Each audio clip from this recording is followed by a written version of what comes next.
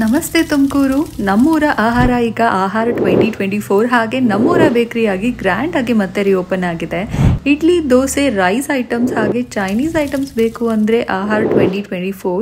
Cakes, puff, ice cream ಅಥವಾ ಯಾವುದೇ bakery item ಬೇಕು ಅಂದರೂ ಕೂಡ ನಮ್ಮೂರ ಬೇಕರಿ.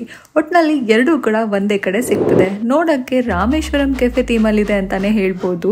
ನಮ್ಮ ತುಮಕೂರಿನಲ್ಲಿ ಬಟನ್ ಸ್ಪೋಡಿ ಇಡ್ಲಿ, ಗೀ ಚಿಲ್ಲಿ ಲೆಮನ್ ಇಡ್ಲಿ ಸಿಗೋ ಒನ್ ಆ್ಯಂಡ್ ಓನ್ಲಿ ಪ್ಲೇಸ್ ಕೂಡ ಹೌದು.